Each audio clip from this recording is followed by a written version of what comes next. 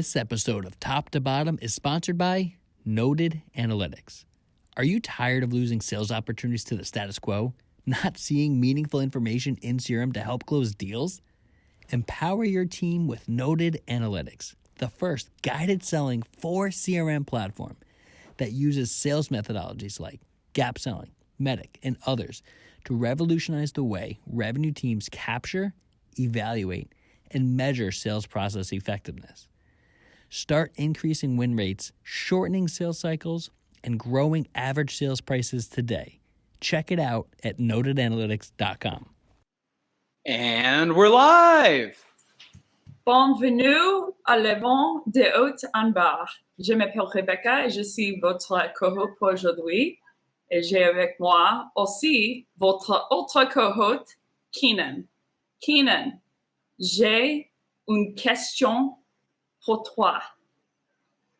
What are your top 3 favorite books all time? I want to know why the whole format was just kidnapped in the name of French. That's what I want to know. So, hey, everybody, welcome to Sales Top to Bottom. I'm your host, Keenan. For those of you who are confused at the start of the show, Becc, please walk us through why. I don't know. I'm in a mood. I said, welcome to Sales Top to Bottom. My name's Becc. I'm your co-host, and today with me, I have our other co-host, Keenan. So answer the question, Keenan, top 3 favorite books all time. Gap selling. Non-gap selling. I should have precursor, but I didn't want to be rude. I don't know. Execution.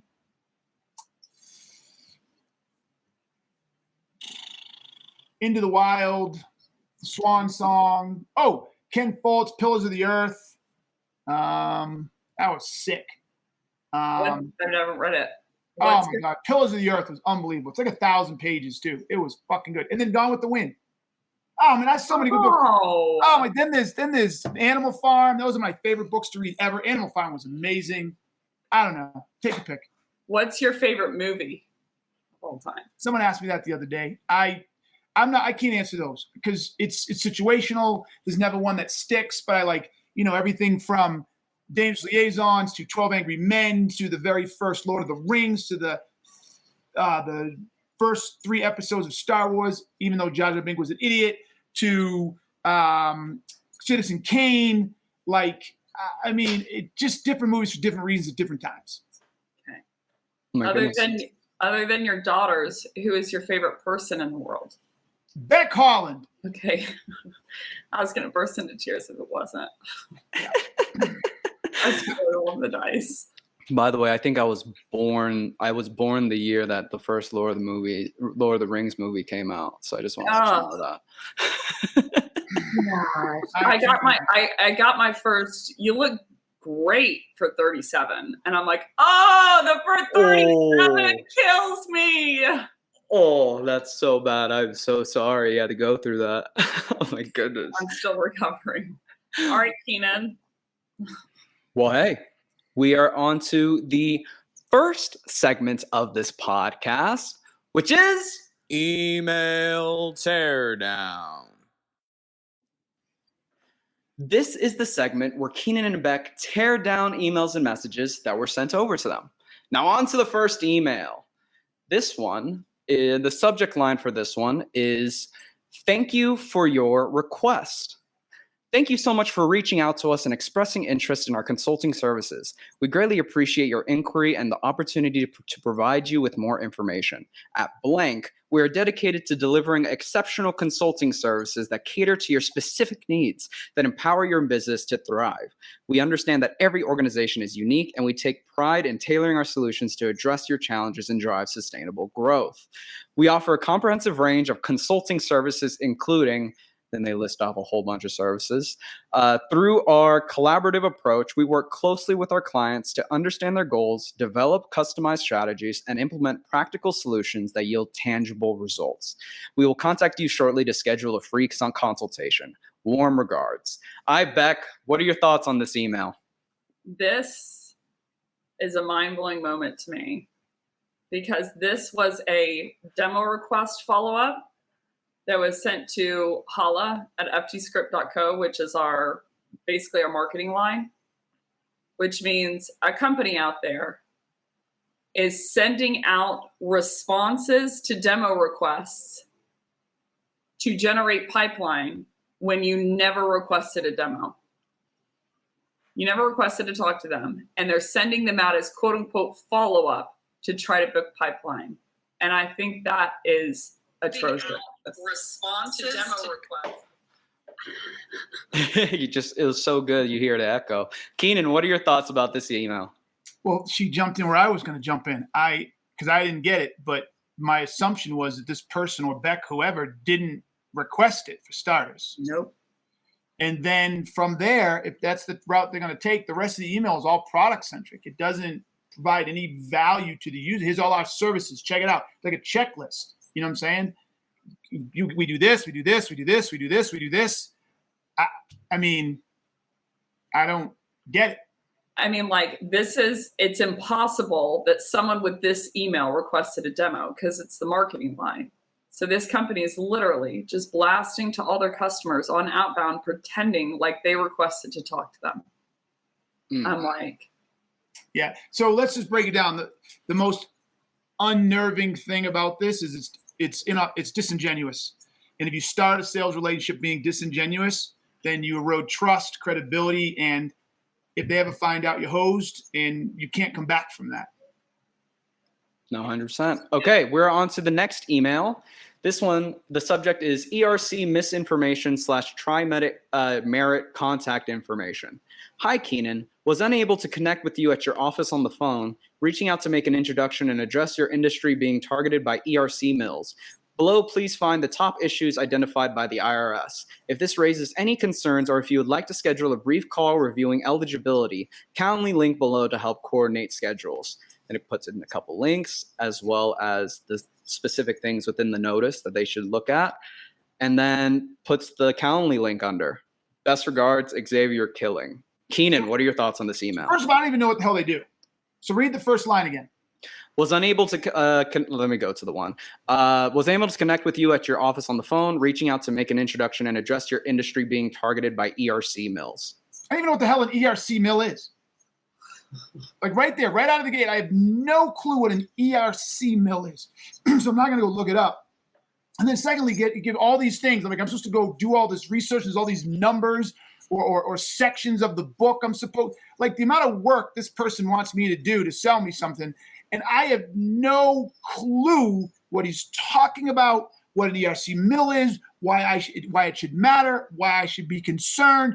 This email could have been really easy. Hey, if you are concerned about being targeted by ERC mills, and then tell me what an ERC mill is, and then say those who are exposed to or potentially at risk for, then you might have my attention. And then I might say, and so therefore, if you're not doing these three things, your risk is through the roof. Would you be open to a 15-minute talk to talk about your risk exposure or blah, blah, blah? I might actually call, because that's what's called a knowledge gap. I don't know anything. This person says I may be exposed. I'll give you 15 minutes to test my exposure. Absolutely. I'm not going to start looking through all your documentation, but I'll give you 15 minutes. But I don't know anything that's going on. So no, I'm not going to waste this. We got the siren is back. I do not want to aim it directly on the microphone for our audience's sake. Good work. But yes, with that, sorry, Becc, we couldn't get to you to your teardown of this email, but we are on to the next segment of this podcast, which is Sales Mythology. This is the segment where Becc and Keenan demystify common myths in the sales industry. Now, the first sales myth of today is always sell straight to the top. Keenan, why don't you start us off with this one? No, you don't always do anything in sales. No, you don't always do anything in sales. The idea that the top is responsible, has enough understanding of what the problem is or problems are, is a myth in itself, especially the bigger an organization is, right? I mean, you get to a big enough organization and the CEO or COO or CRO may not have any clue what's going on, what's going on with a particular problem inside the organization needs to be addressed. Now that person down below may may know what the problem is and figure it out and bubble it up and say, hey, Mary, this is what's going on in the org. We need to fix it. This is what I'm recommending. Okay, then you may have to end up talking to the CRO or CEO or CEO, whatever. But to start there, particularly in bigger organizations, that's a fool's errand. Sometimes you do, sometimes you don't, but always, never. You like that? I love it. Absolutely love it. Becc, what about you? What are your thoughts on this one? Well, I see people's intent, like they want to get to power, so to speak. And so I think they view power in the best case scenario in a very monomaniacal way, which is not a good thing. Meaning they're like, who has the power to sign on the dotted line? And it's like, okay, this one person, hypothetically. But I think what people don't take into account is the power of everyone else that's involved. So, for instance, if you're like in a family and the one who's going to sign on the dotted line is the father, let's say, okay? But all the kids are complaining about this one problem that they have, and the wife is complaining about the problem, and they all want to meet with someone on the solution. And some vendors would say, well, they're not the quote unquote decision maker, so we're not even going to worry ourselves or bother ourselves with like talking to these other people of family. And it's like, but the reality is they're the one with the problem, and they're the one that can heavily, especially in joint, influence the decision, even if they're the one not making the decision. So I think it's kind of like a diss too, to not even include other people. But like starting from the top down, I see people specifically do it in enterprise. They're like, I want to talk to VPs of sales or CROs only, and we want to sell into enterprise. And I'm like, there's no CRO over at Dell. Like that just doesn't exist. And like senior managers can have decision-making power, sign-off authority, and budget. So I think starting there always, for sure, is definitely a huge myth that people need to let go of just for ego's sake. Okay, so before we move on, I would like to create a public service announcement for every single person listening, and I'm going to do this in the most constructive way that I know possible. Okay, so in our comments, there is a gentleman by the name of Shahzad Ali. Okay, Shahzad, I hope you're listening because I'm going to do this for you. Your comment in this program right now is absolutely inappropriate and the wrong time. So Ali said, hey, Keenan and other attendees, my name is Shahzad, and I'm lead generation, list building, data entry, email marketing, LinkedIn outreach, and web research expert. I can help you to provide B2B leads, and I can outreach to them to convert them for your business. If you're interested, then let me know. I am available 24/7. And then he says, kindly read my message above. Shahzad, no, absolutely, positively not. You do not hijack comment sections to pitch your product. It does not bode well on you. You do not look credible. You do not look like you add value. You look like a shark. You look like someone who is self-serving, and you look like someone who only cares about themselves. If you want to use this platform to drive revenue or drive leads, what you do is you participate. You send us a question that asks about lead generation and the best way to lead generate. You respond to our comments with your opinion on lead generation and maybe some unique approaches to it. You give away free content, you participate as an expert, and you leave your business out of it. So everybody watching, if this is what you think LinkedIn is for, this is why you're failing, and this is why buyers shut you down and buyers are fed up.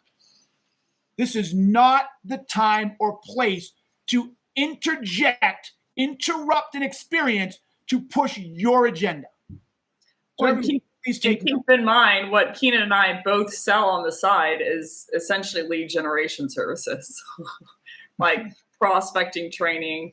So it's a double hit. I side with Keenan. So anyways, back to it. All right, back to it. The next myth of today is never give up on a lead. Becc, what are your thoughts on this one? Oh, it's a huge myth. Keenan, good job. Keenan came up with this one. I'd say the first time that you should give up on a lead is if they don't have a problem that's big enough, you should stop bugging them. Second time you should give up on a lead is, and this is going to be subjective, but one of the tenets of GAP is like, are they willing to go on a journey with you? And do they admit that they have a problem? And until someone admits that, like, there's nothing to solve until you have not only their consent, but really their initiation. So if the person doesn't feel like it's big enough of a problem, things you can do is find impacts, current impacts, future impacts, current event triggers, future event triggers they didn't know about to add to the size of the problem. But once they know that, if they still aren't willing to solve it, then you should absolutely move on from a lead. You shouldn't just keep bugging them, but those are the two cases that come to mind. Keenan, what do you think? Yeah, I mean, it's an absolute myth. There's a million different times you should give up on a lead. Another one is if the buyer isn't willing to let you help them. Yeah. So if you're trying to engage with the buyer and they just won't give you the information you want and they just want you to just pitch them and just be a product dump, no, just give up on that lead because your chances of closing it are pretty low. Another time is when they never return any of your calls or they don't return your emails. You can only stalk somebody for so long. You can only try to chase them for so long. And so if they go dark and they don't want to come back, that means they don't want to participate in the journey. So move on. I mean, so there's a number of reasons. So the main answer here is no, you don't chase a lead forever. You need to spend your time in areas that you can bring value and do justice. All right. The last sales myth of today is don't talk about the competition. Keenan, let us know your thoughts. So I don't buy into this myth. It should be don't talk negatively about your competition. Okay. But absolutely, I believe you need to talk about the competition to allow people to see the comparison, to allow people to see the difference, to allow people to see how one helps and another doesn't help. So I'll talk about my competition where I'm like, yeah, I mean, these guys are really good here. We're not as good here. We're better here for these reasons. And so to let your buyer understand that you know the competitive landscape, you know all the different products, that you know what's going on in relationship to their problems and issues. There you go.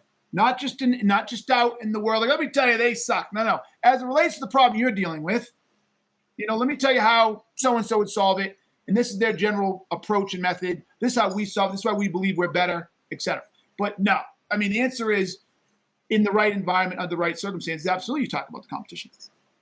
Becc, what about you? What do you think about this? Yeah, I think it's great what Keenan said about framing it. And without the framing, you shouldn't be talking about anyone, right? So I've worked for dead-on competitors where Company A and Company B competed head-on with each other. Company A, when I was working there, believed things about Company B that weren't true. Company B believed things about Company A that weren't true. And I heard both of their sales reps saying all of this stuff with no actual factual data, right? They're just like, oh, well, we're the best, blah, blah, blah. But from a tactical perspective, how you can get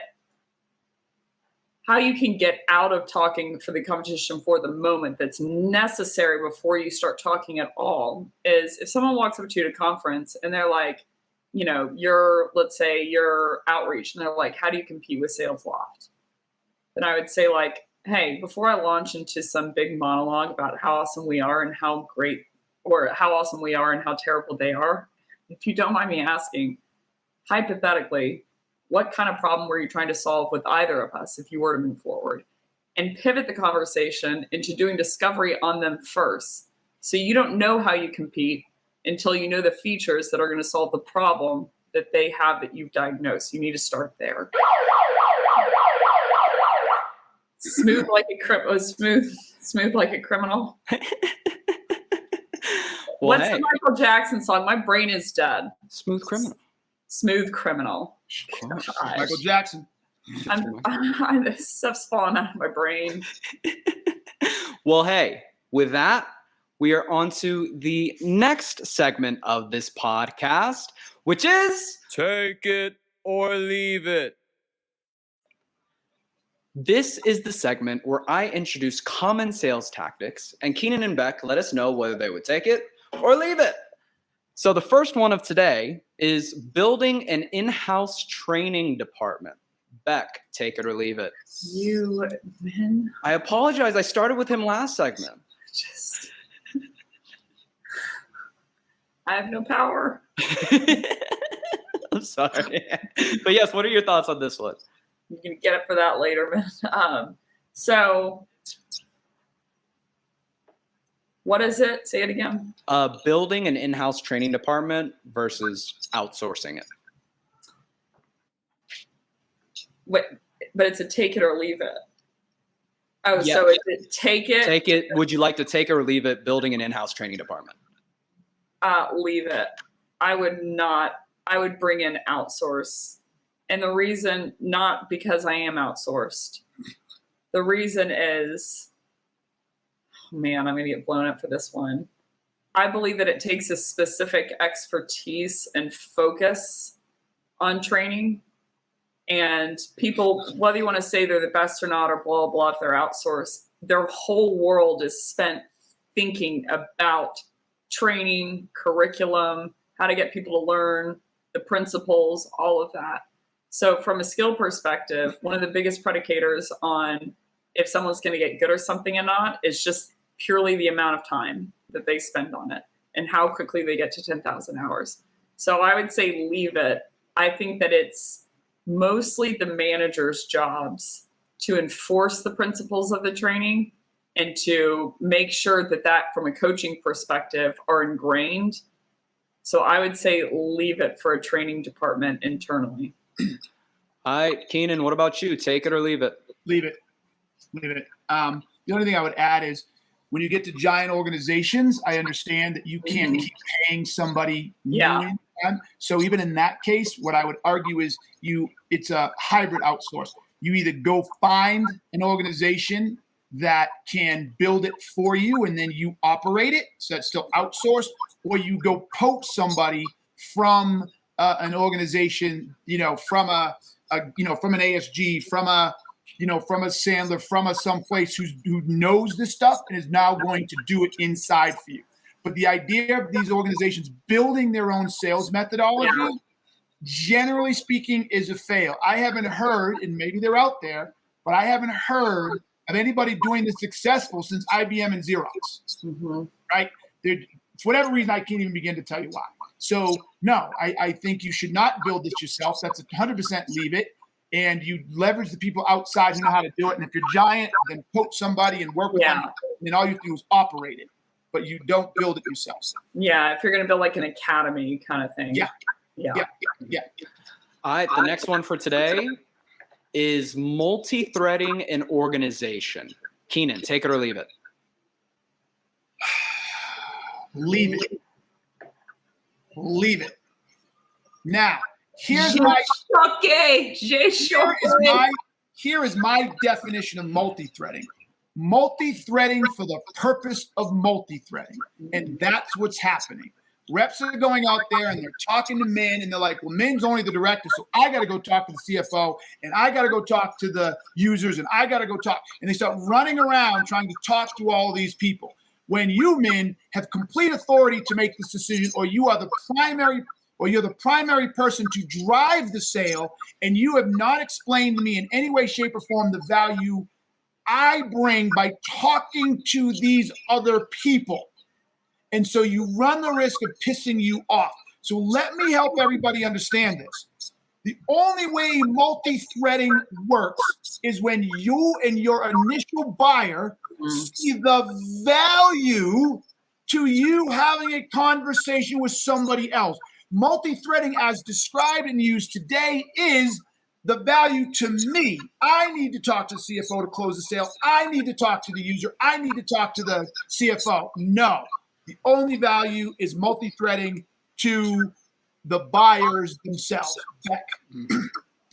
I got 18 seconds. I cannot cover multi-threading in 18 seconds. So I'm going to ask for a reprieve. I'm going to ask for a reprieve of the horn. Oh, okay. You want me to not do the horn, or you want me to just start after the horn? Always going to do the horn. Always going to do the horn. Then you talk. I'm sorry. This is like a fight between mom and dad. Okay. So multi-threading, I'm absolutely a take it. But to Keenan's point, Brigham Young, a couple different universities did a number of studies on what's the quickest way to blow trust. The fastest way to torch a relationship is to not lie. It's to circumvent. You're better off lying to someone's face about something and getting caught than circumventing them. So if you don't have the buy-in from the initial buyer, you absolutely should not, because you're going to torch your initial relationship. I've seen it happen time and time again. But Keenan's point, if you've added value, they want you to be involved in the multi-threading process, because they're like, it looks good on me when this person's in front of my CFO or CRO, because they've done such a great job with me. I have to think that they're going to do the same level of job and add the same level of expertise to CRO, VP of sales, whoever else is involved, and they're going to do some of my dirty work for me. Like, they're going to help do some of that fighting, because they're going to be able to contextualize it to why it would matter to a CRO or a VP of sales. So how it's normally done, to Keenan's point, I'm definitely a leave it. But multi-threading at large, if you've done the original thread correctly, then absolutely it should be a value add to you and your buyer that you are multi-threading to the other parties involved to make their battle internally a little bit easier. Okay. With that, we are on to the next segment of this podcast, which is The inbox. this is the segment where Keenan and Becc answer questions from our audience. And to help with that, we have our trusty mailbox. Let's see what type of letters we have today. I just want to see a video of men writing these questions and putting them in the mailbox. 100%. I do it every podcast. But this one is from AB Muhammad from LinkedIn. Your thing's off. Came off last Friday. Congrats. I Congrats. still have 4 more months of rehab. 4 months. Good Can't even Lord. get my hand over my head. Well, hey, this question is from AB Muhammad from LinkedIn. He says, one of the most important things is to establish credibility really fast when speaking to a client.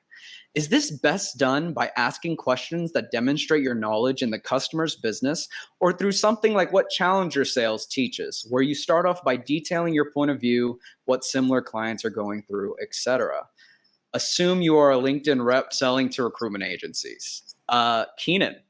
Becc, raise your hand. You can go back. Becc, sorry. I don't actually see when you raise your hand. I'm looking at a very little screen right now. Go back. That's fair. So Becc, go. What are your thoughts on this one? I think it's a hybrid of both. Your goal in asking questions shouldn't be to establish credibility with someone. Your goal to ask questions should be to be able to diagnose, and that, as a side effect, establishes credibility with them. So if Challenger, you're just quote unquote teaching them things without asking questions, I don't believe that you have the internal scope knowledge. There are things that are not on paper beforehand that you need to ask the questions to find out the information. So if you're just quote unquote teaching and taking control without asking questions first, then I don't believe that you have the credibility that you've diagnosed and that you're teaching accurately. And if you're asking questions just to make them think in a certain way, or get them to think that you're credible or think that you're an expert, that's what stood out to me about that question. It's like, I don't know how it was exactly phrased, but it was like, should I ask questions so that they think that I'm an expert? It's like, no, you should ask questions to be able to gain the knowledge that you need to diagnose because you're an expert. Like, I can't move forward unless I know the answers to those questions ethically. So I'll never forget this, and then I'll pass to Keenan. But I was asked by a CEO, sales tech company I was working for, and everyone was in the room. He was like, so what do we do? Well, and he passed it to the VP of sales, and he's like, we're the number one, blah, blah, blah, answers. Sales director, answers. Marketer, answers. Gets to me, and I'm like, well, what buyer persona are you? And he's like, Becc, don't be difficult. And I'm like, I'm not. I'm like, at least give me some level of buyer persona of like, what problem I'm solving. So without that information that you don't know the answers to, you should almost see it as you cannot move forward. You can't prescribe without knowing what's wrong. So neither is my answer. Keenan, what do you think? There's two types of there's two types of credibility. So one type of credibility is the credibility that I'm an expert. I believe an expert. Technically speaking, that could be done by telling, right? And sharing all your knowledge. I know this and my understanding of this and blah, blah, blah. I could just talk all day long. Let me tell you how this works. I'm an expert. The other part of credibility is credibility that you can solve my problem. Mm-hmm. That's a very different type of credibility, right? And so you can't gain credibility that you can solve my problem by telling somebody something. The only way you can gain credibility that you can solve my problem is by asking questions.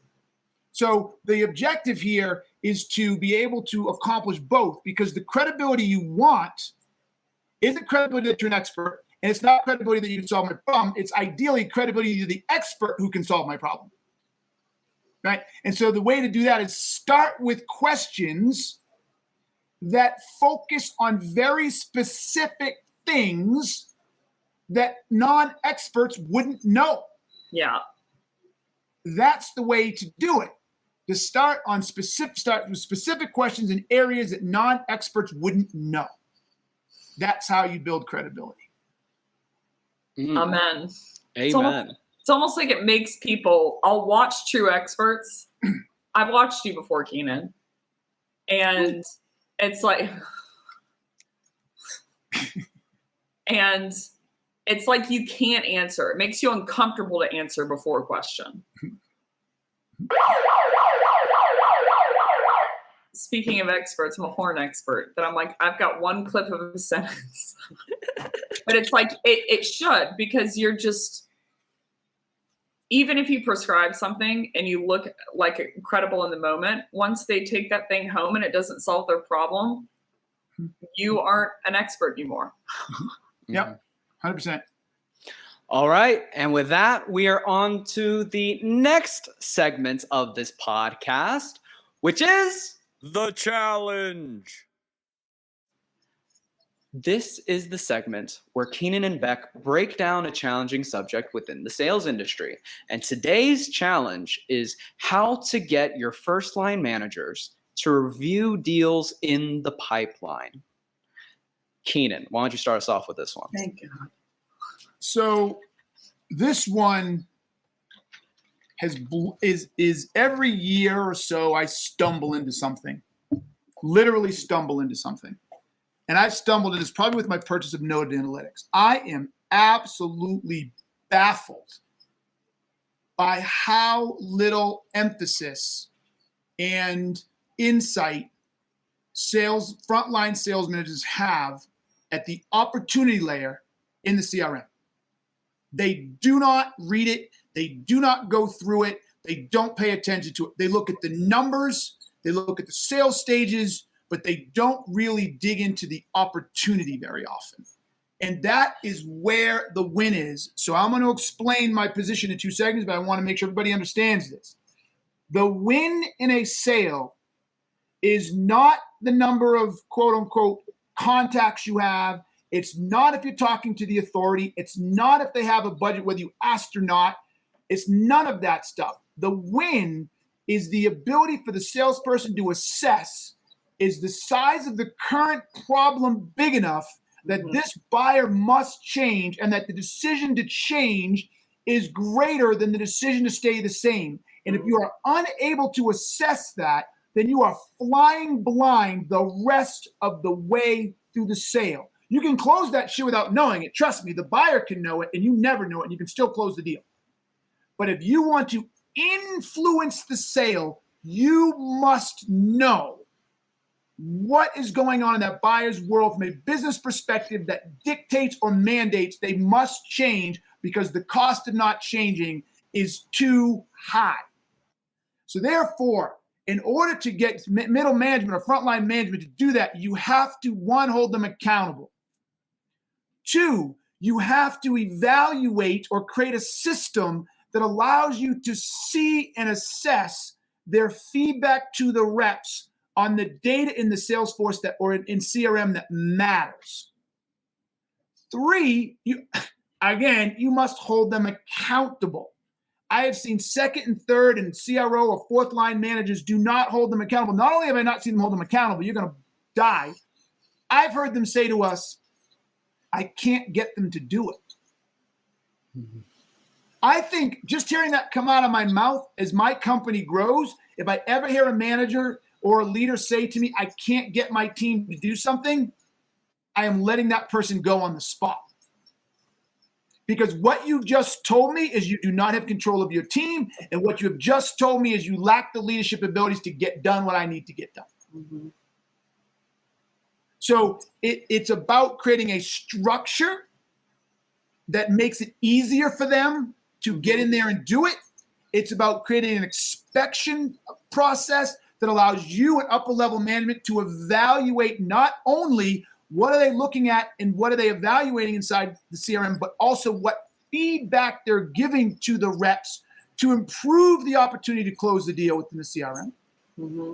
And I lost it. So it's making it easy for them, holding them accountable, creating a feedback loop. Mm-hmm. Oh, shoot, and I'm missing one. Oh, and it's creating a culture that highlights the importance of it. Mm-hmm. Right? I literally think this is my big win going into next year is not enough organizations understand the importance and the value of the frontline manager and the frontline evaluation of opportunities. It's a massive miss. And so the last one is explaining to the reps, to the middle frontline managers, the value and the importance of why this level of inspection at this layer matters and what happens when you don't do it. So those are my 3 or 4 pieces. Becc? What do you think the cadence should be for a manager? Okay, ideally the cadence should be within 24 to 48 hours when the first opportunity goes in. It should be reviewed and feedback should be provided in a written format as quickly as possible. Then it should be within 24 to 48 hours every and any time something substantive changes on that opportunity. Mm-hmm. Here's the problem, and I'm biased and I admit it. Most current structures don't allow for that. Mm-hmm. There's no processes in place that allow to get done. The traditional capturing elements or the data capturing elements in the existing field, the existing structure of CRMs does not make that process easy. So what happens is most of the time middle management or frontline managers just wait until the end of the opportunity. Like they wait to the later stages. Then they take a look at the deals that are in the latest stage and the most important, and then they start doing the inspection. The problem with that inspection is if there's anything material that's missing, it's almost too late to go get it. Mm-hmm. It's almost too late to reshape the deal or re-influence the deal. All right, Becc, what are your thoughts on this one?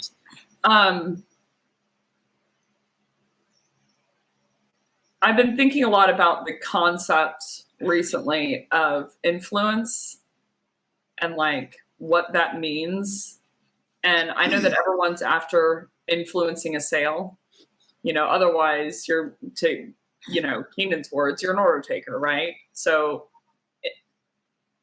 and when I look at the word influence, it means to affect something by way of change. So what that means is your buyer comes in with a belief system. They believe that this is the problem they should be solving for their outcome, that this is the root cause of whatever it is, that this is the reason of why they should buy, and this is what they need, and that's what's creating the buyer intent. But if you don't change any elements of that, by way of uncovering something that they believe that's incorrect or finding something that they missed, then you haven't influenced the deal at all. So they may as well have just gone and vended, online and just like there are faster ways to take orders. So the reason a doctor exists is because generally speaking, most patients get some piece wrong. That's why it's illegal to gain a prescription without going through a doctor, because the belief system is the doctor provides a level of expertise, and the level of expertise that they provide is that they're able to correct a misassumption by the patient. So if we view it in that same facet, if I don't find something that you have done incorrectly, a root cause that is not the true root cause, a root cause that even if you change it won't actually solve the problem, a problem that even if you solve it won't actually get you the outcome, a problem that even if you solve it won't avoid the impact you're trying to avoid, an impact that's actually not going to become true at all, an impact that people haven't even thought about or haven't even found, a future event that's going to happen that they're not even aware of.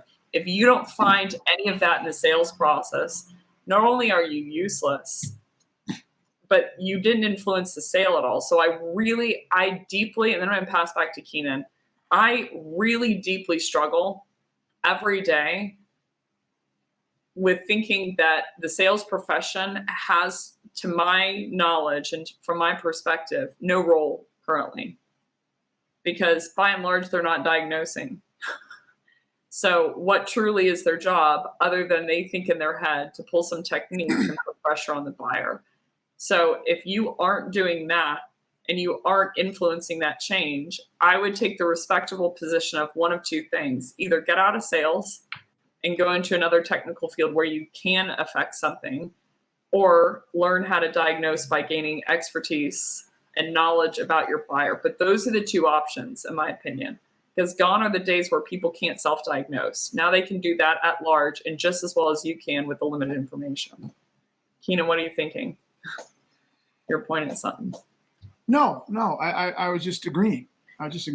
So if to bring it round robin, if the managers aren't looking for that and being like, hey, sales rep, what's the problem they're trying to solve? What's the root cause? What's the impact? What do you believe that the impact is? Yeah. They simply have nothing to coach towards. They have nothing to coach on. They're like, what's the story with this deal? And the person's like, oh, well, this is the story. They're like, well, follow up with them. And that's seen as management. Yes. So I think the key piece that has to change is no definition of the system. There's no definition of what a great opportunity looks like and why. That's the problem. Which is bizarre to me. Mm-hmm. Like, horn me. Fine, I'll take the horn. We're sitting on this podcast, and for thousands of years to date, sales has had no expertise. No. They simply haven't. And to me, I'm like, the amount of change that we need to see in that industry for it to truly be a respectable profession, not only one that's not manipulative, but an actual real job. Like one that, people don't make fun of all day and they're like, oh, sales reps are here. Yeah. Is like that. There are thousands of discovery calls happening right now where they're like, what are you here for?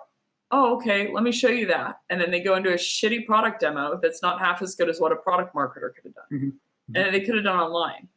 That's happening right now. And that blows my mind. Anywho, I'm not going to cry. Well, all right. With that, we are on to the last segment of this podcast, which is... Oh, listen, just one more thing. This is the segment where Becc and Keenan share what's on their mind and give us their closing thoughts. So, Keenan, tell us your just one more thing. I think I'm going to make this one a short one. My one more thing is around personal development and self-awareness. I too often come in contact with people who just lack the self-awareness of who they are, what they're good at, why they're good at, what they're bad at, how they engage with people. So there's something called the Johari's window. For those of you who don't know, look it up. The Johari's window is the perception of the world's view on you compared to your perception of self. Okay. And there are 4 quadrants. One is what I know about myself and what others know about me. And this is the total known. Slow down. Keep going. This is the total known. Okay? I know I'm loud. I know I'm intense. The world knows I'm intense. No surprises. The other one is what I know about me that, generally speaking, the world doesn't know about me. It's the usually things I keep to myself, I keep buried, I hide, whatever, okay? That's my known self that I don't let the rest of the world see. Then there are those things that I don't know about me and the world doesn't know about me. There's debate on whether or not those things exist, if that's really a thing or not, right? But that's it. The last one is what I don't know about me that the world knows about me, and that's called the blind spot. The only way to address the blind spot is through feedback and self-awareness. But it appears every single day in this society, because of social media and because of wokeism, and I'm a liberal, and because of the people can't get their feelings hurt, because of lawsuits, because of everything else, it's driving people to allow them to ignore their blind spots and embed themselves in false beliefs of themselves and what they're capable of and how they're affecting people. And not only that, it allows them to double down on it's not happening or continue to create that type of dysfunction. And it's not only hurting society, but it's hurting the individual. It's hurting the individual. And I will end it with this. It's what triggered it. I had a long-time follower, connection, friend, whatever you want to call it, on Facebook. She created a post that said this person had an arrow up to her profile, didn't follow the what were the pandemic laws, the shelter, right? The shelter in place, whatever rules, right? And then it said down to her followers, whether anybody said like or no, and we didn't either, or we won't next time either. It was some basically thing that said I didn't follow and I'm not going to again, and neither like of these people. Lockdown parameters or like masks? Lockdown. It was lockdown. Yeah, the whole lockdown, right? I didn't follow the lockdown parameters, and I'm not going to again, if ever again, and neither of these people. And it pointed to the people who said I like. And I went on and I simply said, that's not true, and I know it. And I said, because God forbid we have another pandemic with an 80 to 90% mortality rate and a 90 to 100% transmission rate. You are going to shelter, you're going to follow lockdown as fast as your little ass can carry you, and you ain't coming out of the house until either it's killed so many people the disease has died off, or until there's a vaccine. Mm-hmm. That's a fact. There's nothing that is an absolute. I don't care what the new one is. Not to be COVID. I don't care what it is. That's a fact. She blocked me. This is a friend. How long have you known this person? Not the point. How long have you known this person? Not the point.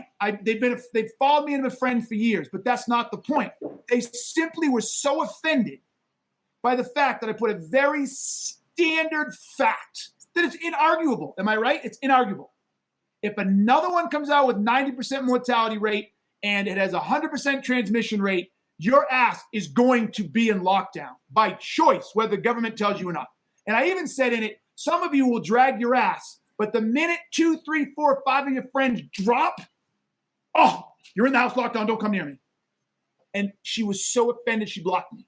It's time we become self-aware and start being vulnerable to being open to different perspectives and different understandings of who we are and why we're scared, why we're fighting, why we're not open.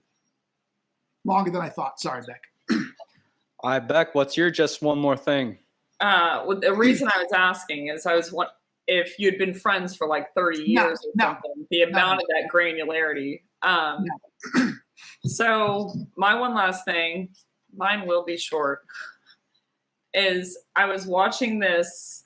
I'm a fan of Dua Lipa. She's a musician, for any of those who don't know her.